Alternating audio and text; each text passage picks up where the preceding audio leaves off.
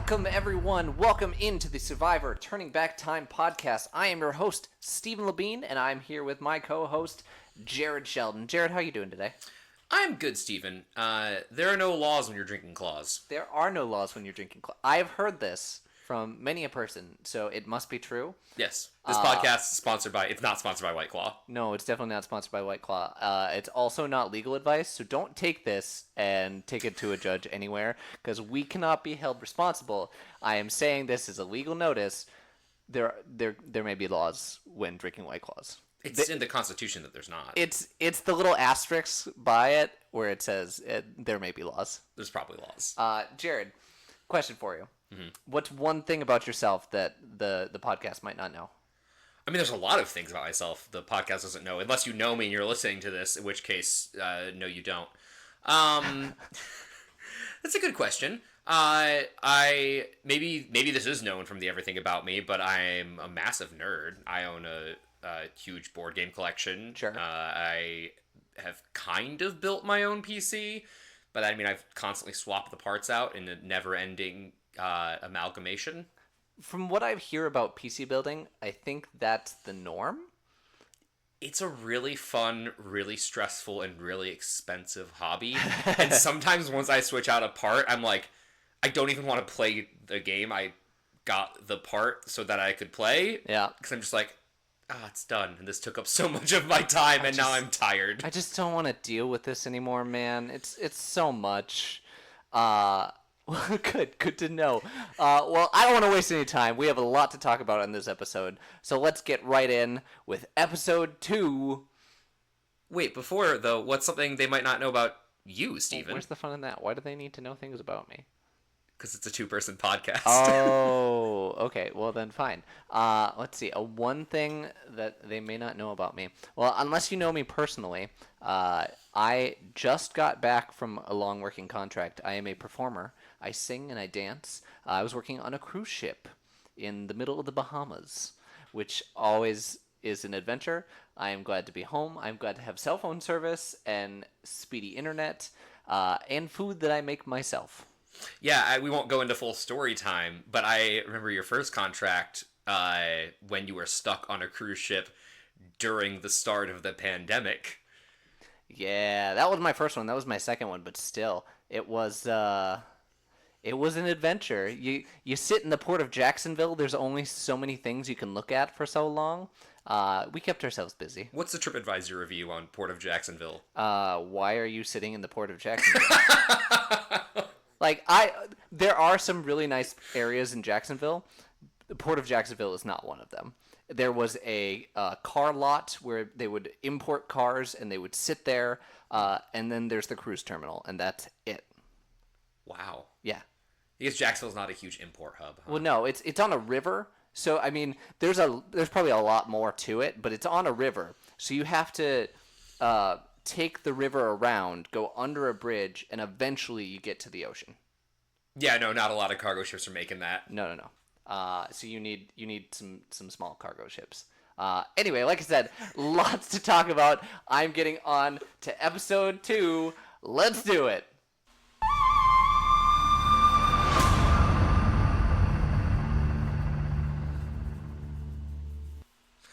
So we're going to make it a reoccurring segment on this show of, on the day, what happened on June 7th. We're going to make it a week, so, in the I guess, rather 6 days between the last episode and the episode that we're watching.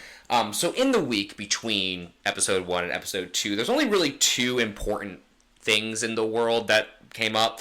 First of all, the top charting song was Maria Maria by Santana. I will be throwing that in because I think that's fun. Oh, there you go. On June 1st of 2000, the Patent Law Treaty was signed, which is just an interesting fun fact that helped consolidate IP law across most of the developed world. Okay. Makes sense. And then on June 5th was the 6-Day War. No, not that one. A small one between Rwanda and Uganda that happened in the Democratic Republic of the Congo for 6 days. For 6 whole days. Do you know what happened in the 6 days? I pulled up a Wikipedia article here. Everyone loves Wikipedia. I That's mean, the it's best not very source. long. There's not a lot of information on it, but basically they fought around the city of Kisangani, and as part of the Second Congo War, and Rwanda won. Okay. I don't have historical context to make any of that make sense. So, all right. So breaking down right away, first thing that jumps out to me, episode 2, titled Generation Gap. Yeah, and they had a narrative. I said last week that I used one word to describe the feeling of the episode. I think it was meandering. I would call this episode charming. Do tell. Charming how? I don't know. It was just there was a lot of the contestants really felt like they came into their own, except for probably like the 5 that I still wouldn't be able to pick out of a lineup. But we got to know the people a little better in ways that felt pretty organic, and the editing took a huge leap from episode 1 to episode 2 that I kind of wasn't expecting. Yeah, they did a much better job of storytelling this one and giving you more of a glimpse into their personalities of, oh, okay, they're not just someone building a shelter. This is, well, okay, one specific person in particular. Oh, we learned a lot about one specific person. Took a wild ride. But it seems like everyone was shown off a little. I do think that they leaned a little more toward the Pagong Beach than the Tagi Beach, just for storytelling as a whole. I think a lot more happened there, so it was a lot more interesting to stay there for most of it. Yeah, I mean, Jeff basically comes out and tells us that, like, at Tribal Council, which is, way ahead of ourselves, but that, like, Pagong is a shit show. I mean, I don't think either tribe is running on all gears at this point. Everyone's still quite unsure of what's going on. Yeah, it's just, the Tagi has a lot more cohesion. They seem to get along and, like, genuinely like each other. Sure. Pagong feels like Stockholm Syndrome, where they're all like, we're so close. And I'm like, are you? You're stuck together. You've been stuck together for 6 days. I'm sure you know a lot about each other, but, like, I don't know if close is the word I would describe most of your relationships. Yeah. I think the key that highlighted in my mind when it said generation gap and going through the whole episode, you have 2 older gentlemen. Mm-hmm. 2 older gentlemen one on each tribe. And both are acknowledging that they are different than their tribe. They both understand this, they both realize this, and they both combat this in very different ways. Yeah, it's interesting. We see a little glimpse into it in episode 1. But you're right, they both feel out of place, and they both feel like the tribe or rather the world has kind of changed. They're like, no, it should be like this. And we see Rudy, who takes it all in stride and doesn't understand everything, which we'll get into, but is like, at the bare minimum, doesn't blow up his spot, or can at least like keep his confusion or his disapproval to himself of people. And then BB, who just wants to scream into the void until the world changes itself to be the way he thinks it should be. Yeah. And I want to save that for later on, but BB goes on a wild roller coaster in this episode. It's a journey. It's it's something. And just jumping all the way back, right away in the episode, again, things that jump out to me about just editing in general. They had like a 2-minute, 15-second recap of the first episode. Yeah. It was pretty long. It was pretty lengthy. And again, I think they're still trying to establish themselves as a show. This is what this is. So I will give them the benefit of the doubt that it's okay. Take your time. Explain to me what this show is. And they will do so over and over again. There was one moment in that I found interesting, which was Jeff commenting on Sonia. Saying, like, she was, despite being sweet and caring, she just couldn't make it out here. And I was like, oh, that's like a detail we've lost along the way. Is like Jeff doesn't really give his opinions on what he thinks of contestants. I mean, he does in subtle ways, but Yeah. not just like on a recap of an episode telling you why he felt like someone went home or something. Yeah, he's not there anymore to be the judge. He's not the omnipotent voice who knows everything. He's more. I shouldn't say that. He's not the person who's there to pass judgment and to like throw shade at people. He's the person to give the facts and nothing but the facts, and then just go on from there and let the story tell it. Yeah. I don't have anything else to add on Sure, that. you Yeah. looked at me like, Well, because I only see the beginning and the end of it. I only see 1 and 40, 1 and 42. So I don't quite understand how Jeff gets there yet. So that's so I'm not following you as well as someone who's seen all 42 seasons probably Sure. is. I honestly think it's a producer thing, and then they over the first 5 seasons, it probably starts to get more toward that. Okay, you're a personality, you're a host. Stay off the contestants' toes as far as giving opinions goes. I say that, but also he's allowed to throw shade in tribal council and immunity challenges. Well, I mean, yeah, for TV, And he making will good TV. absolutely do that for as long as he wants. Yeah. Anything jump out to you in the first like pre-immunity challenge? Wait, I talked about it a lot last episode, but because it's grotesque and interesting, we're talking about eating rats again. Yeah, it's really just a matter of time of like they're just like there might as well be a countdown of like when will they eat a rat? To wit, eat the rat. It's even in the teaser for the next episode. Yeah. They're talking about eating rats still. It's almost the first shot when it comes in. We're talking rats again. Talking rats again. We're talking rats. They're trying to use it as fishing, but they also say, "Oh, if we had fire, I might cook that rat. I might eat that." But they do have fire. I think they do have fire. Yeah, I think it's really just a matter of like when they will give up and do it. Yes, there were some that. Who was it? Rudy. Rudy and others don't want to eat the rats, but there was someone who was like, "Oh, I'll do it." I think it was Susan, right? The truck driver? That sounds about right. I could be wrong. Tell us if we're wrong. I had a question though, pretty much right at the start. Sure. Why did Richard vote Stacy? He never talks about the first of all. He goes, "I voted Stacy." She thinks it was Rudy. I think he says.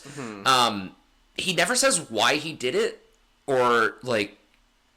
And it's never expanded upon in this first episode, or second episode at least. He never does say why it is that he's voting for that person, unless he did in the first episode, and I'm just not remembering. But they definitely talk about how he avoided blame for that. Oh yeah. Well, because in the first episode he says I have 4 people I think it could be. One of them's me. Which I mean we can assume that the other one's Stacy because why else would he have voted for her? And then maybe like Rudy and Sonia. But I thought that was interesting and something that we don't see in later seasons of Survivor is people obviously there's much less strategy for the votes, but just like picking somebody and we never find out why and it's never brought up again. Sure. I don't know. He clearly didn't know where the vote was going to go and didn't plan strategy around that. But who did, really? There wasn't talking. Yeah. Nobody made a plan. It's just, I don't like this person. We're throwing it out. It is what it is. And then, like, right after that, we get into the meat of the episode, which is BB. Before we get into BB, I did want to talk about Toggy and their fishing adventures. Because that's what I think the rats were partially used as, was their fishing adventures. Those long cylindrical fish traps. I've seen them all over the place in certain episodes of Survivor. I don't think I've ever seen them succeed. Yeah, I was watching them pull it out of the water, and I was watching it when they baited it, and assumingly it's kind of like a rat trap, right? You step, it closes behind them, or they can't find their way back out, and it's kind of a one-way entrance. But I don't see an entrance at all. No. I I think the way it's built is that they swim through the gaps. They swim through the then can't swim gaps back and out. then they expand that way, but to swim back out the other way, it doesn't expand that way. But that's a wild guess. I am not entirely sure if Makes that is sense. correct. But yes, they working on that, and while they're doing that, Rudy is eating the canned food. I didn't even catch that. Yeah, they come back and they're like, "Are you eating the canned food?" Yeah, yeah. And they're like, we need to like vote and like talk to each other when we eat canned goods. Wait, I think that was BB. I wrote down Rudy. Okay. So I think they both did it. I know that Pagong had an issue where they now want to vote on everything they do Yes. because they cannot trust each other. That is 100% because of BB. You know what? We can't get away from the elephant in the room. Let's talk about BB. I want to so bad. BB. BB is that old person that everyone knows where everything is through me. Everything is my way or the highway. And there is no convincing him otherwise. They try to pull a little feint on us and have Jenna be like, "Oh, we love BB so much. He's the only one that gets us up in the morning to like start working." And it becomes evident pretty much immediately that she is alone in that opinion. Well, what's interesting is that they all seem very appreciative of his leadership in building the shelter. Except Gretchen, who we definitely had an "I told you so" moment of he built the shelter far too close to the beach. And I wrote this down in my notes. I was like, it's weirdly exposed as compared to any other shelter Yeah. I've ever seen on Survivor. And then not 5 minutes later, they come back. Yeah, so the tide got really, really close to the shelter. We might be screwed.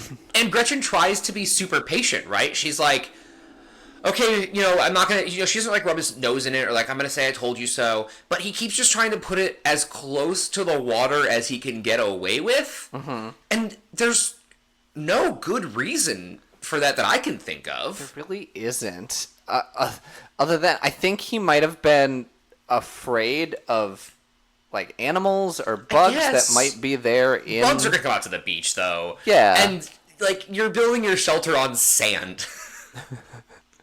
It can't be that stable. There's whole, like, proverbs about this. There's analogies, like, the foundation on the sand. Like, it can't be good. I don't know that moving a whole lot... Like, yes, it's going to be a little bit more dirt-based when you get closer to the tree line, but I still think there's going to be a good chunk of sand that you're going to have to dig through. Yeah, it makes me wonder if they're just going to move the whole shelter now that BB's gone and not arguing with them. Well, they, in a short-term fix, a little bit of a Band-Aid, they picked up logs and they moved the logs to try and break the water line. Mm-hmm. If for whatever reason it gets all the way up. In doing so, BB, again, running the show, dropped a log on someone's foot. I didn't catch whose foot it was. I couldn't tell either. It goes by so fast, and they don't acknowledge it again. Yeah, it might have been Colleen, but I'm not entirely sure. It's probably a good guess. Or Ramona. I don't think it was Ramona. But again, who knows? They don't address it. Apparently, it's not a problem. Their foot's fine. I guess. Good for them. Let's jump back to Toggy Tribe. Toggy Tribe, again, didn't get a whole lot of airtime in this episode, except for what I hinted at last episode, the bromance. The Rich and Rudy bromance. This is where I see Rudy's trying. Rudy's trying so hard to understand and be like, no, I'm not an old fogey. Like, I understand what's going on. I might be the one out of touch. That's okay. I'm gonna listen. I'm gonna take it in. But he does it in the worst way possible. His confessionals are, again, we're looking back. Of course, things were different at the time. his confessionals about finding out that Richard is gay is so cringeworthy. It is. Yeah, I mean, it is. There's no way around that. I'm surprised he was as accepting as he was, which, he was just kind of like, yep, that's cool. I don't get it. And he doesn't say it, but, like, it clearly weirds him out a little bit. Yeah. But he doesn't make a thing about it. Even to him, it doesn't seem like even to, like, himself or, we cut after the confessional to, Rudy rubbing sunscreen on Richard's back, and Dirk makes, like, some really weird homophobic comment. But at least I think it was Dirk. But it's not really acknowledged, and Richard kind of, like, grins and bears it. And so it kind of goes to show that, like, if Rudy's more comfortable than I would have expected him to be, where even people that are less secure in themselves, like Dirk, are making weird comments. Yeah. I'm going to throw in a possibility that it might not have been Dirk. It might have been Rudy. Because I remember the comment about, when my buddies back home see this, like, they're gonna give me crap. But at the moment, like, I don't care. They also, you can tell the vernacular of LGBT language isn't there. The amount of times they use the word homosexual in a span of about 3 minutes. And then try to straight-splain to Richard that, like, no, you don't like being called homosexual. And he's like, I don't? I'm sorry? That's what I am. I am a homosexual. And one comment, and neither you or I are queer people. Nope, not going to speak for the LGBT community. Right, no, not at all. But there was something that was really fascinating in Richard saying that he's like, no, I've never faced any discrimination or anything because of my sexuality. And, like, in the year 2000, for someone that's in their mid-40s, like, I wonder how true that is, because he's pretty open about it. He tells them by day 4, 5, everyone in the tribe knows. And not something they really had to ever know. He could have kept it to himself the entire 39 days if he wanted to. So I'm super fascinated what his life experience, and we'll never know, was like coming up to that point to where he felt like he didn't face discrimination during times when people in that community, were heavily discriminated against. Sure. Like you said, I'm not gonna put words into that because it's not my place to do it. But I don't know. Like, if he's living the life that, like, oh yeah, I don't have any problems, good for him. I'm assuming there's some institutionalized things that may not, I'm sure he picks up on, but he might think, oh, I don't know, that's not something that I can control. Or it's like microaggressions where it's not something that is a hindrance, but it's there. Yeah, like the weird comment about, like, putting sunscreen on him or something. Yeah. Yeah. They're like, yeah, you're right. Would you call that discrimination? It depends on the person receiving. Yeah. I don't know. Let's jump back to Pagong, because Pagong is a disaster. This is where, after we come back, they start really railing on Ramona, that Ramona is struggling, and has been struggling since day one to keep anything down. Yeah, and BB, and there's like one or two other people are kind of commenting that she's lazy. Mm-hmm. I'm like, no, she's not lazy. She's visibly ill. Do you guys not see her retching in the woods? Yeah, but most of the tribe gets it. Most of the people are like, yeah, she's been really sick. Like, she's been trying to help, but girl needs to rest. I mean, yeah, it makes sense, but BB is not having any of that. He thinks she's lazy. He thinks that she hasn't done anything except for sleep, and yeah, probably. Yeah. She has, like, dysentery or something, my guy. Like, what? Yeah, the man just does not understand that if you're not... He thinks if you're not working, you are worthless to him. Yep. This comes after something I want to talk about in a moment, but since we're on BB, I just love him being on a show where, I mean, they know that they can be voted off by their tribe. At least at this point. They might not know about the jury, but they know that, like, the tribe will be picking someone they don't like to send home. And then he sits in front of a camera and says, I'm not here to win a personality contest. Yeah, but you kind of are. You literally are. I mean, no, that's not true. BB's not. BB's not. BB tries to just go home. Yeah. He throws a temper tantrum, is like, maybe we should just throw the challenge so I can go home. Yeah, that's wild to me that he wants to throw the challenge, but he's also upset that people aren't working or pulling their weight. I don't see how both thoughts live in his mind, that he is the only one doing all the work and he is keeping this tribe together. Also, I don't want to be here anymore. Screw this. I mean, it's classic, you can't fire me, I quit. He senses that he's not well-liked. He thinks that he's doing everything right. Fuck you guys, I'll take my ball and go home. Okay, well, yeah. That's what it looks like to me, and is, I'm not going to say I was happy that Bagong lost the challenge, but I was a little happy Bagong lost the challenge. We're getting ahead of ourselves. Yeah.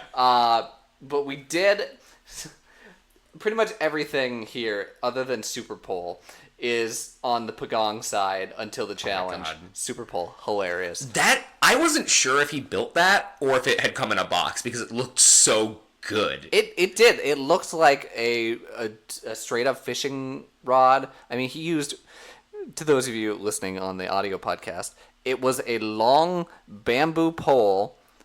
It looked like he had some turntable to make fishing line reel in. He did, yeah. It looked well made. Didn't catch a thing. Didn't even get a nibble, he admits. He's like, yeah, I sat out there for 5 hours and didn't get anything. And then he did the classic, maybe this area is overfished, which, that's just Survivor version of, like, that's the lag, bro. It's the lag that got me killed. I'm lagging. I'm going to blame the environment. Blame everything around me except for me. It did not look like he was using any bait. I don't think he was using bait. I don't think he was even, like, he didn't try to move areas from what we saw.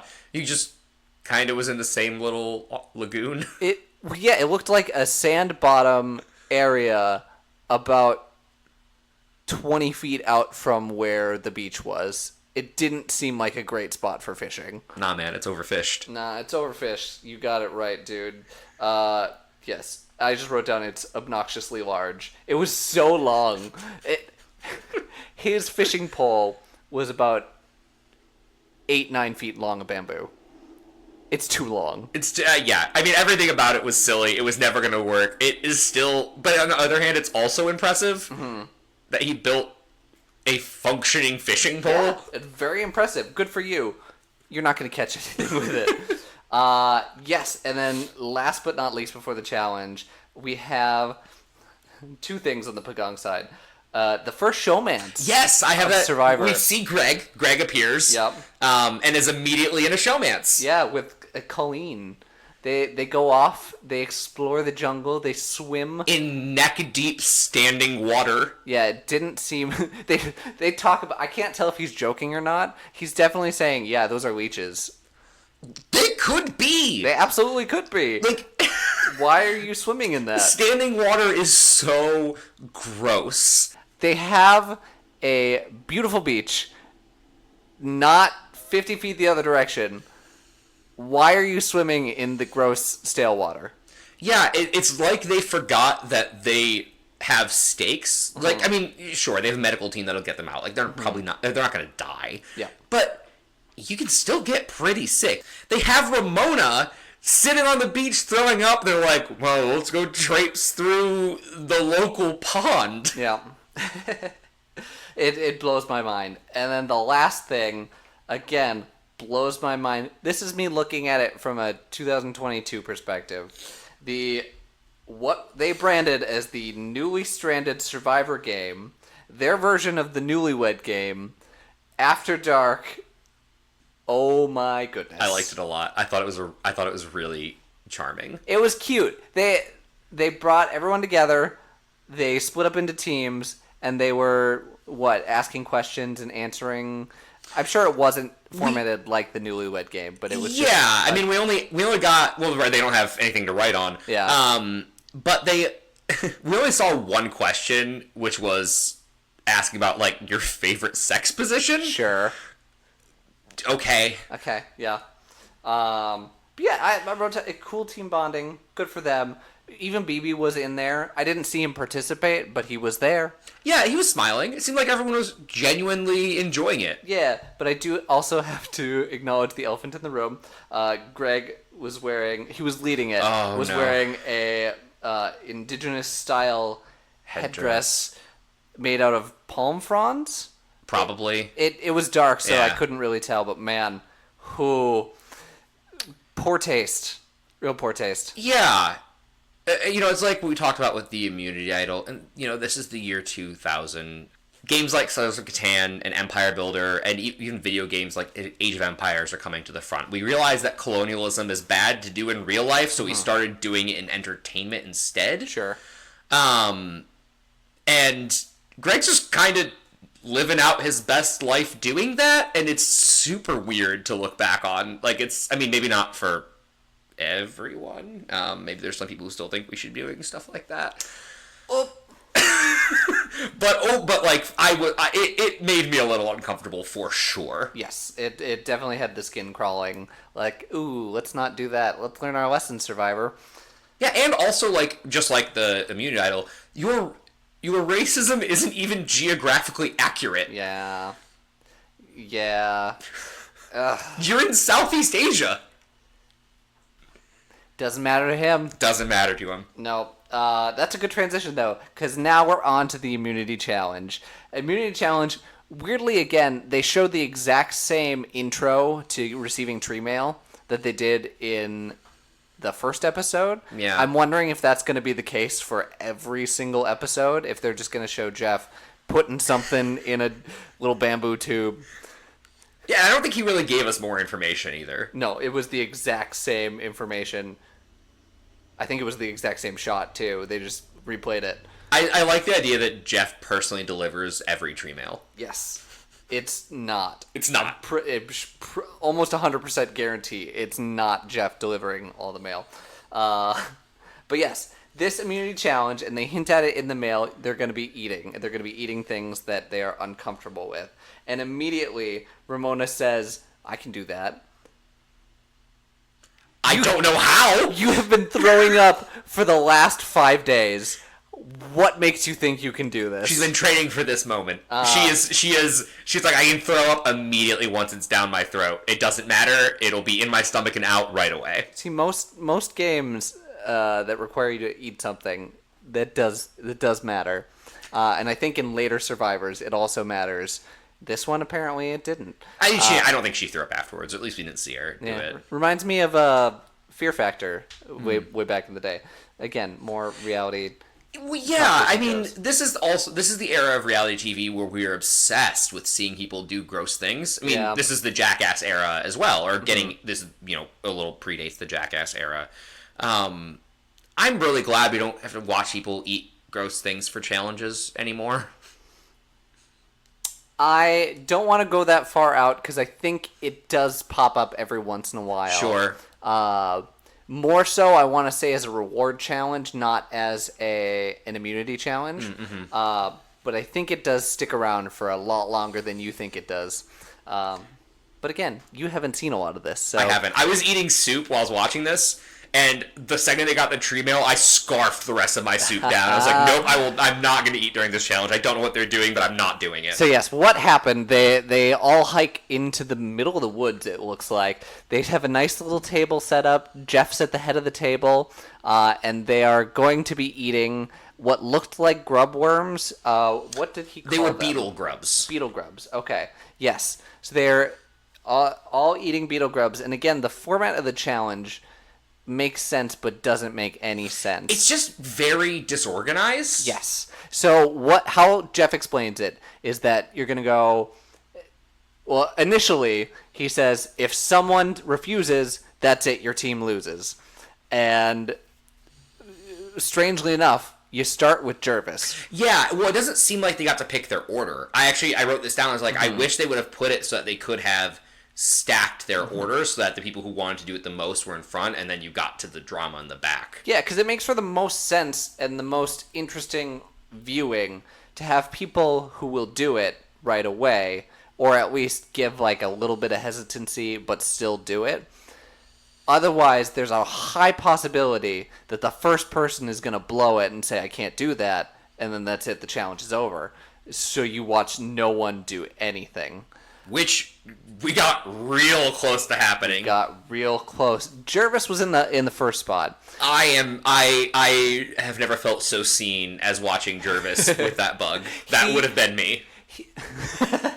He struggled to even pick it up. Mm-hmm. And again, it was alive. It was wiggling around his bowl. I thought it was going to like leap out of the bowl and wiggle its way all the way down the table, but he kept knocking the bowl so it would fall back in the center of the bowls, and he didn't have to touch it. He did. But yes, he tried about 7-8 times to even pick up that grub, and he could not do it. He did eventually, kind he did. of. He I thought he like ripped half out and like threw the other half behind him, but no, apparently he got it in his mouth. He showed it. He was good to go. It was the head. They kept, I don't know where they got this information, but they kept saying, you're not supposed to eat the head. You're not supposed to eat the head. Oh, so people were spitting out the head of the... But then a lot of people did eat the head anyway, so I don't, but like I kept hearing them talk about like, can he, is it just the tail? Like, does he have to eat the head? Well, you don't eat the head. Like, it was like a shrimp or something. Like, you're not supposed to like eat part of it. Oops, all shrimp tails. No, he did it. He did it eventually after a lot of throwing himself around, making faces. It was the thing of beauty. And I cannot wait for future. I want to see them improve this challenge because they will, and they will make it better. I was very surprised there was only one thing to eat. Yes. I kind of expected it to go 2 or 3 rounds. Yes. Nope. In future seasons, they definitely have. Here's something. It's most people could maybe do it. Here's another thing. Oh, that's a little more tricky now, isn't it? And then they have the big bad where someone is either gonna throw up or something horrible is gonna happen. They're just gonna refuse to eat it. I hate it. It's awful. But yes, Jervis goes first. They go down the line. Every other person, nobody has any issues. But like we said, that was the only thing they had to eat. So they go into immediate, all right, here's a final tiebreak round. Now you're going to eat 2, but only one of you is. So obviously, they say you can pick who you want from the other team. Immediately. Yeah.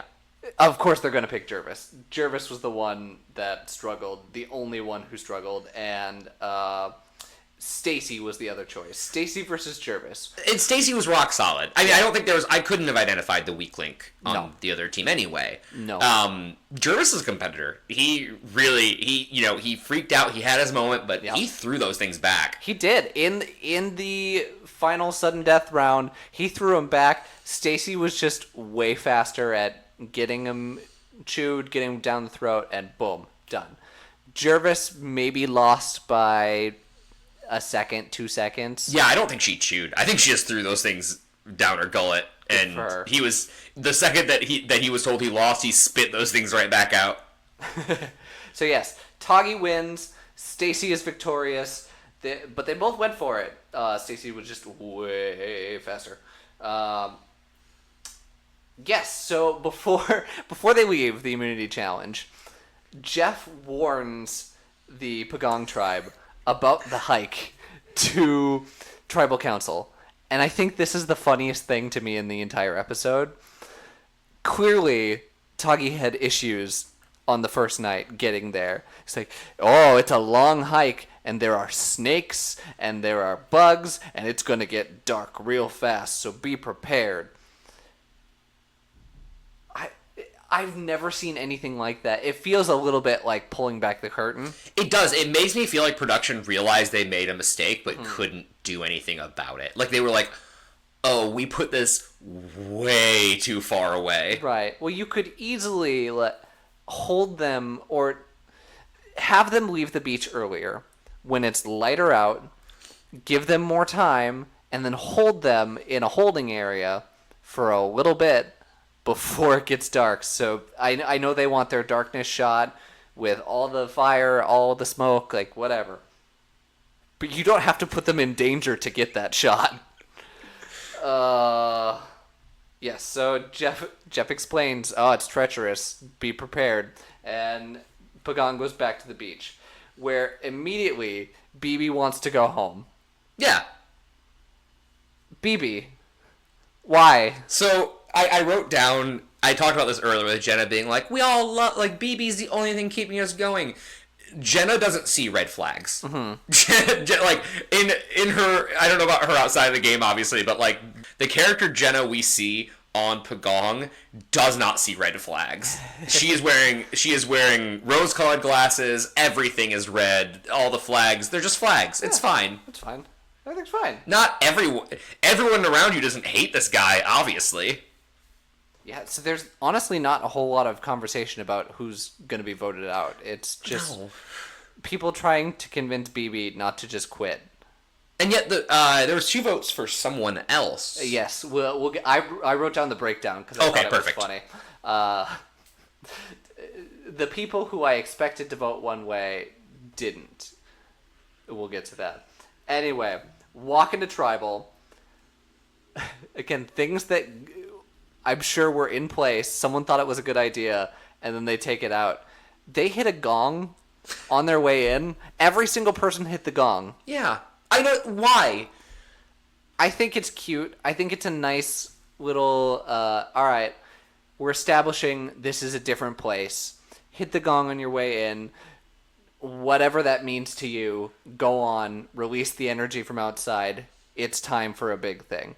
That's very theater kid of you. You don't have to show that on TV, though. That's true. They really did not have to show that. But they did. They showed all 8 of them hitting the gong and walking in. But,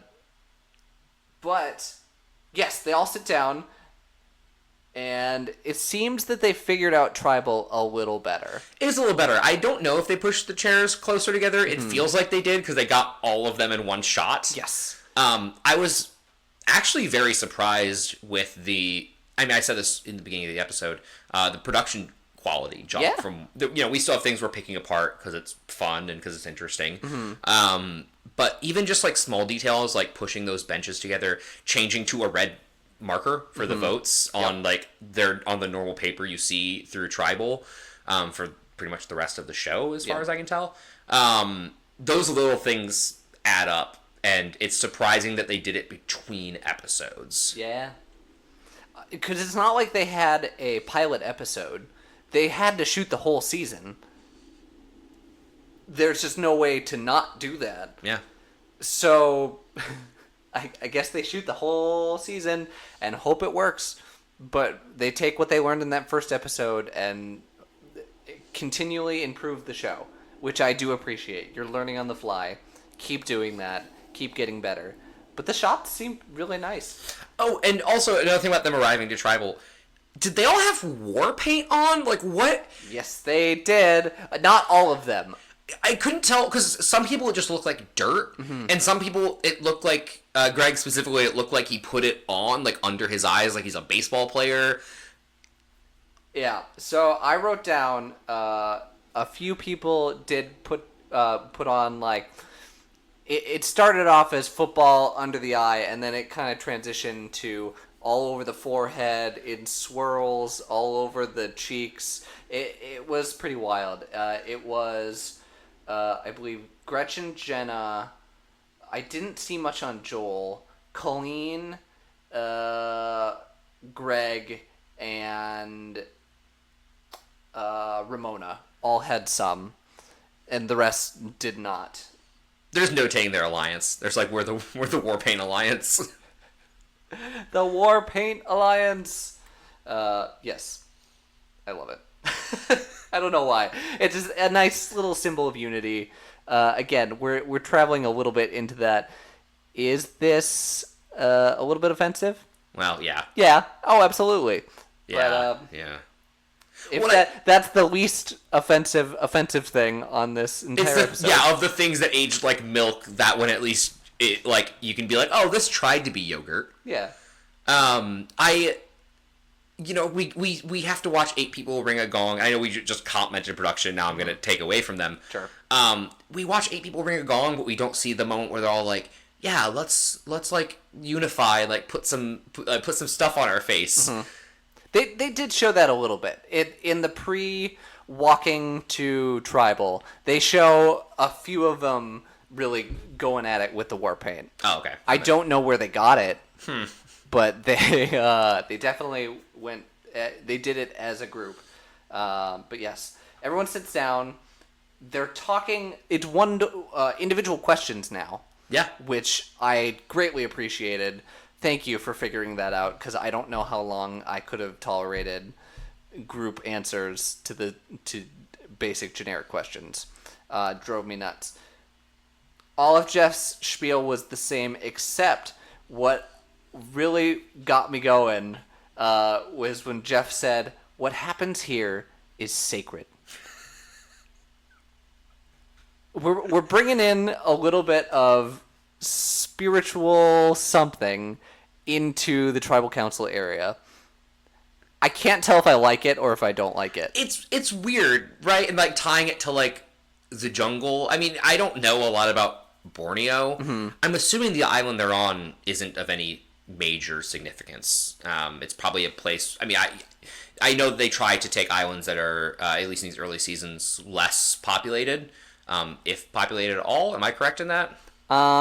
I can't tell you that for certain. Okay. I know that at least as the show goes on, they find places that look deserted or open and empty, but are not that far from civilization. I know that's Fiji. Yes. Oh, yeah. Fiji, their beach is real close to civilization, to the point that they have to keep people from wandering into their into their shot. But the point I'm getting at is, as far as I know, they haven't explained to us that it's not this way, and I'm just watching the show. It's the year 2000. It's June of 2000. I'm not gonna go Google this.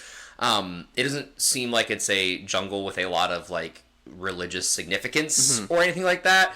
So to be like, it is the jungle, in the heart of the jungle, therefore it is sacred. Yeah, it gives it this like spiritualness, and I agree with you. Like, I'm like, does it matter? I took it less as the place that they are is a spiritual place, and more as the rituals that we're about to take part in. The lighting the torches, the snuffing out the torches, the voting, the talking about people in the confessional are all bigger than everything that you've done back on the beach. Like, I feel like they were trying to establish, hey, this is going to happen. This is going to happen a lot. Get used to it, and get used to this being a big deal. I also really liked that they kept Sonya's torch and put it out. I liked that a lot. I'm not gonna spoil something that happens like very finale, but there is one piece that they kind of get away from in the later seasons, where they start to be more of a significance. The people who leave, and the people who leave early, are more significant than what they give them credit for later on down the road. And they acknowledge that, and they do something special at the end for everyone. But they don't do it anymore, and it makes me sad. It's the biggest thing that I miss in the finale episode going on. And yeah, I will just have to live with that. Bring it back, Survivor. We'll talk about that in the finale.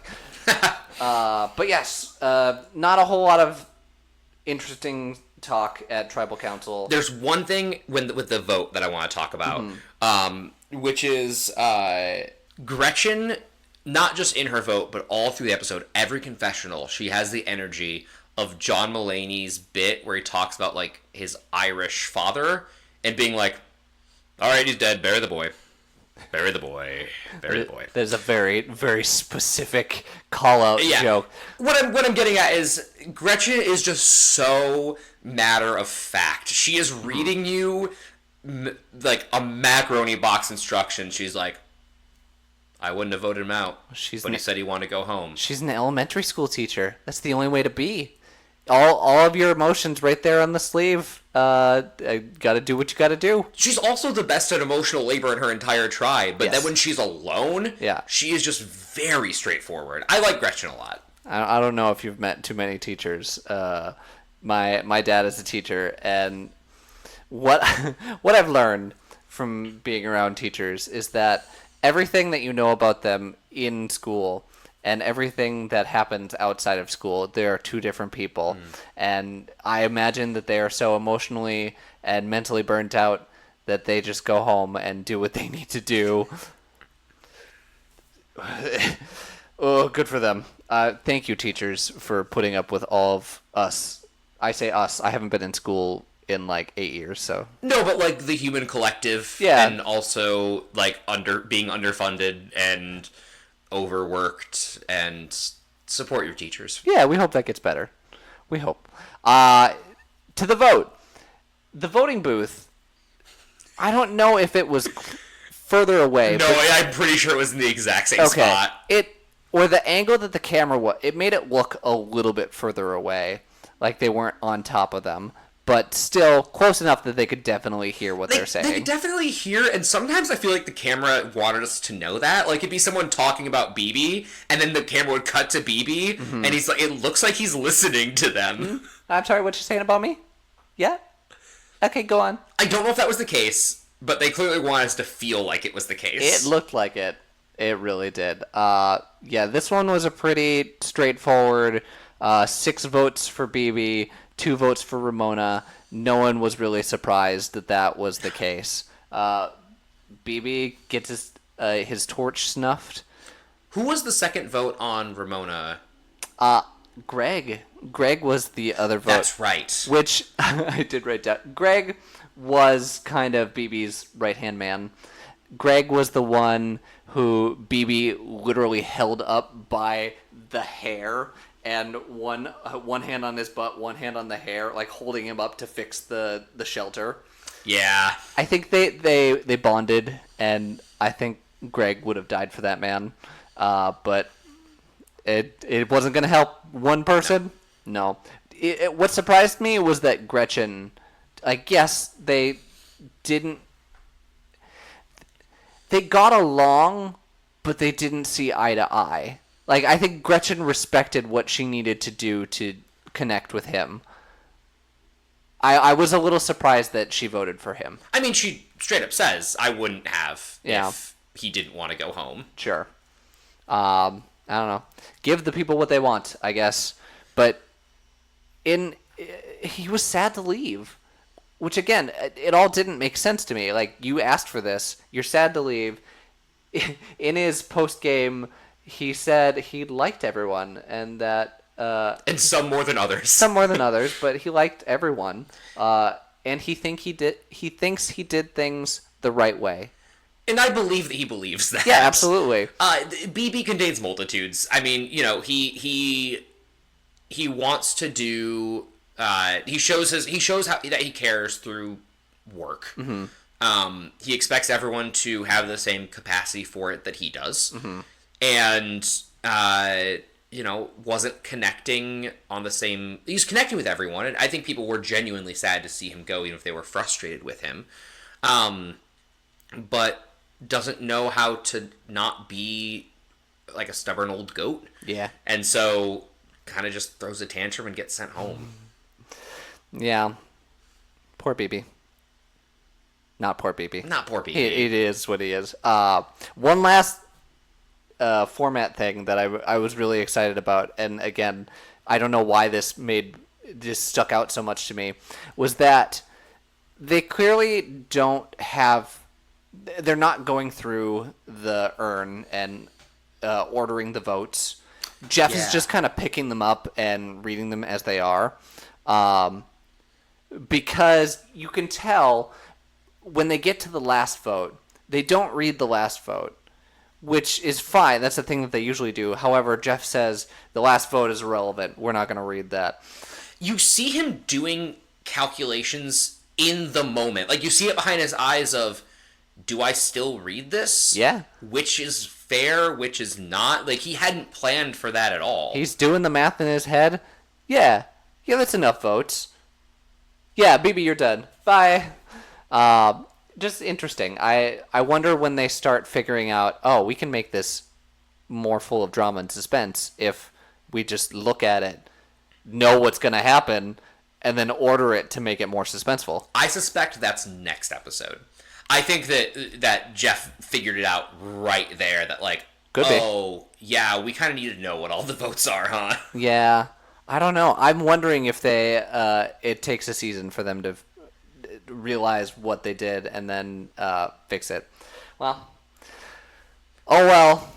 So we end this with, how do you think BB would do in today's Survivor? Terrible. Oh, god awful. Much worse than Sonya, even. Yeah. I mean, I think, like I said last week, that I think Sonya is the first vote off in any season she's on, just because she was having a hard time physically. Yes. But I think if her and BB are on a tribe together, I think it would be a tough vote. Yeah. I think it'd be, down to 1 or 2 votes, which one of them would be going home first. Yeah. We talked about how the older contestants usually struggle with the early votes.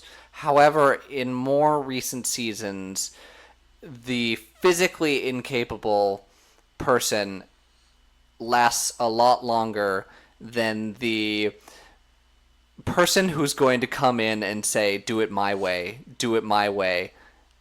and not be able to compromise or be flexible. It's a better emphasis on the social game. And, BB didn't get sent home, I don't think, because of any physical weakness. Like, he seemed like he did pretty well in the first challenge. We didn't get to see him do anything physically besides that, but he's like, working on that shelter all day, and I mean, basically dehydrating himself. Yep. He didn't trip carrying a fireball, so true. And that he kind of got sent home because of his age, but more because of the stubbornness that comes from his age, rather than like any type of physical deficiency. Yeah. Well, sorry, BB. You are not doing well in today's Survivor. No. And I want to start a new bit every episode. And Steve and I have talked about this. The protagonist of the episode, who drove the story of the season in this episode. And I don't think it will usually be the person that's going home, but in this case, I do think it is. I do think BB's also the protagonist. He took his fate into his own hands and yeeted it as far down a hole as he could. Yeah, he dug his own grave in this episode. Right after he dug a whole bunch of posts for a shelter, it just kept on digging. Honorable mention in that category, I think, to Gretchen and Richard. Richard seems to be a pretty unifying force in his tribe, and Gretchen has really strong connections with pretty much everyone that we've seen so far. Sure. I'm going to... I've just decided this because that's what we do here. I've just decided I want this to be your thing. I want you to really, choose that, because I don't want my knowledge of the future to play into what I catch and what you don't. Okay. So I want this to be your thing, Jared. Cool. You can decide the protagonist. Is that what you called it? The protagonist of the episode? Yeah, the person whose story it was this episode. Sweet. And I can think, like I said, I don't think it's always going to be the person who's voted out. I don't think Sonya was the protagonist of last episode. I don't think there really was one. Some episodes might not have one. Ensemble, baby. All right.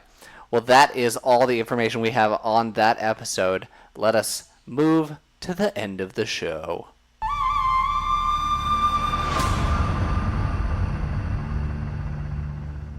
All right, well, that was our wrap-up of Episode 2, Season 1, Generation Gap. Let us know what you think.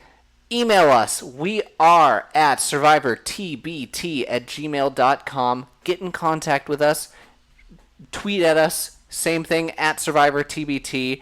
Send us your comments. Send us your thoughts about the episode. If you're following along, we will again jump to next week to episode 3. Tell me things that you think about that episode while you're at it. I can use it for the show. I can add in whatever bits of information you think. Again, I will be watching these mailboxes. Jared will not be seeing any of this because we want to keep Jared as spoiler free as possible. And a little peek behind the curtain, we're recording a little bit of a backlog and releasing once a week. Once we have gone live, we'll start working mail into the show. Yeah. Send us your mail. Send us your thoughts. Send us your things that you think we should be talking about. We're only 2 people. We love the hive mind. Help us, hive mind. Yeah, so send in your thoughts. Get in contact with us. I will be the one in charge of that. If you like us and you want more of us, you can follow us. I am doing other things. I am at Instagram, at Steve the Musical. You can find me at twitch.tv/SteefPlays, SCHTEEF plays. If you like video games, come hang out with me. Talk to me there about Survivor. I love when people talk to me about Survivor. And yeah, Jared, did you want to promote anything? Just, I'll dox my own Instagram again. Sure. Jared Sheldon 8. You can find me on Instagram. I put stories of dumb memes and political thoughts usually, so you can find that kind of stuff there. We love it. Well, thank you so much for listening to episode 2 of the Survivor Turning Back Time podcast. We are going back in time. We are smashing that hourglass, and you're going to follow along right with us. Our music is by Kobe Off Air. I'm going to get that right. Thank you so much. We will see you next week. Bye-bye.